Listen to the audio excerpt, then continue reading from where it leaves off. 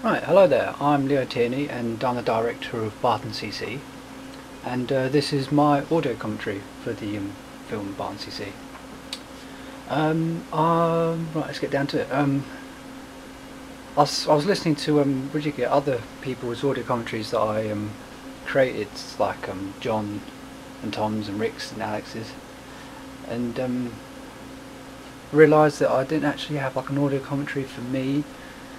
And since I'm such a beautiful person, I thought I'd just record one for myself, just for a YouTube video. So hopefully you'll enjoy me for the next 20 minutes. Oh yeah, here we go, John. John is actually the owner of the original Barton Computer Centre. Not sure if many people know that, but yeah, he actually is the owner. And Tom's just a hippie. But well, he's not really. Well, he is, but yeah. Anyway, let's get into a few details. Yeah, that singing voice when you see the front of the shop is actually Becky Ferguson's voice, kind of with some echo on it. Because when I recorded out, I needed just some kind of real kind of church choir, and well, Becky was there, so I just recorded her voice.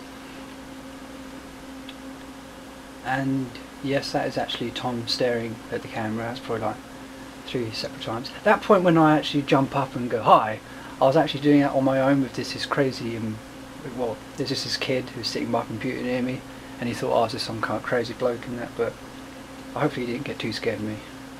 I didn't actually catch his name, but he was just some weird kid who was actually trying to play his game or something. But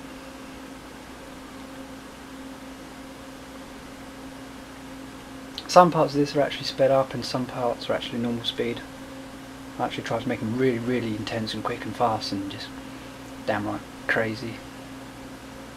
And when casting the owner, I never really had anybody else in mind really who was really quick-witted and handsome and amazing as myself, so I just recorded myself. That effect was done with an alternative to a green screen. It was actually a grey screen where John or Tom, depending who's getting filmed, would just hold up a piece of grey board. Hopefully that would, so it's just so I can cut around it really. And that was pretty quick. There's quite a lot of what I talked about, but this is the first CD shot. Those hat animations are really, really hard to do because they're really hard to. In the back there's a statue, and that's the character on that statue is actually from an old film, one of my first CG films I actually did, from Knight's Adventure. For those who want to spoil. And there's James Norton. James Norton is a friend of mine, and he's a lecturer with Slag. But I just needed someone who looked like a general, and I couldn't find anybody else, so I thought I'd just get James to be in it. Probably hate me. I've got to say, Alex's acting during this is actually rather good. He actually feels like he's actually holding a gun, whereas nobody else really kind of feels they're actually there. Whereas Alex, he seems to. I reckon he is actually a 3D person. At this point, we actually meet the elite squad. So we first see Rick there playing Bob, and oh yeah, Bob's name underscore bracket something or other. That was my kind of take on like classic gamer names. They always seem to have crazy brackets and underscores and quotations, whatever, in their names and that. So I just call him Bob. And that's Shadow Beast. Shadow Beast is actually my alias for some reason, back when I was young and stupid. So I thought, yeah, might as well give it to Becky. Sound good anyway. Nice and stealthy. But yeah, this is just would you get Alex or the elite squad captain talking about what they're going to be doing. Going to go and get some take on this camp of Nazis, but obviously it all goes wrong, as it does. That's Rick looking real cool on that Jeep there. He's really getting into it. And that's a nice little plane as well.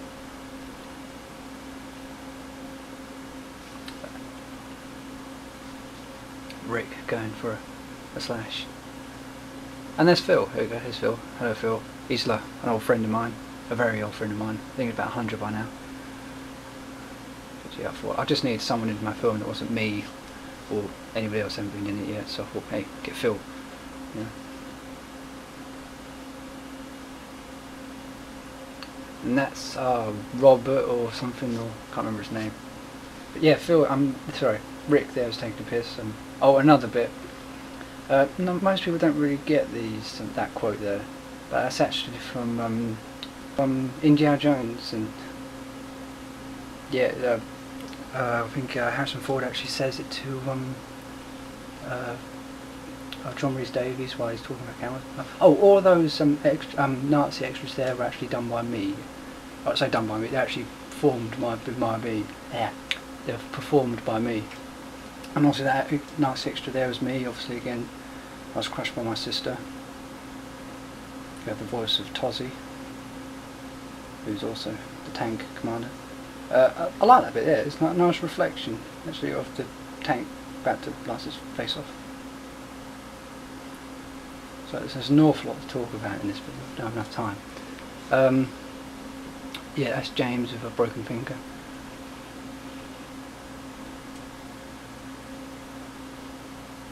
And that there is Leo Tierney, my brother, wearing my leather jacket, I believe.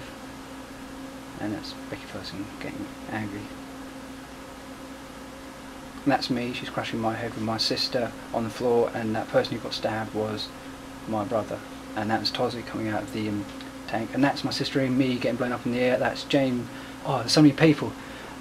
I think Tom was another one of the Nazis who got sliced in the head, and James Nichols was one who got kicked or something like that.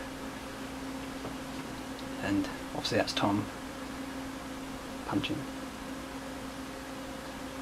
I always like this shot. I know I'm praising my own film, but pretty nice looking shot, I reckon. And that shot right there, the camera actually smacking John in the face, that's a joke from the old I forget the name from now. Damn. Young Frankenstein, director of Young Frankenstein and Spaceballs and Blazing Saddles. He always used to do them jokes. So I'm just copying. I'm pretty much a copier. I mean, most of this stuff is just copying other people's works. Steven Spielberg, anything really. And that was my face actually on the Nazi who's sitting on the bridge and gets smacked by the tank shell. See, I'm pretty much in all of this film really. I mean, I've probably done with just myself really, but yeah.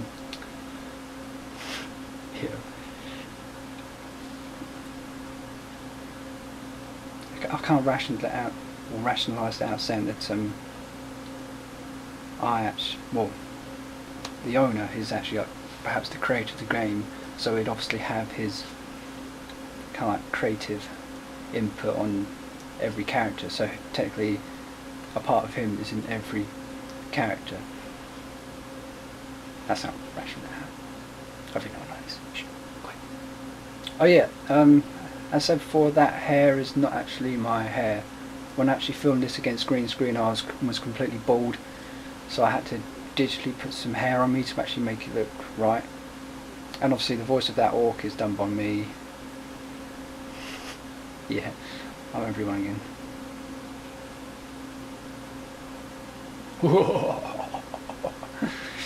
And if you check carefully, there's a head on the wall there just to the left of the screen. That's actually the head from the character in my old Knight's Adventure film again.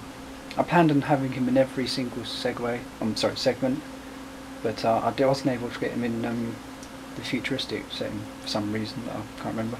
I probably just never really found a way to put him in there. But I thought it would be nice. You know. Me looking angry.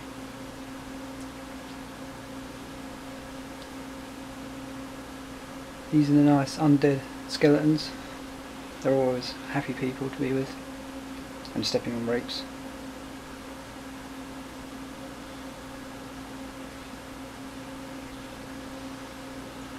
That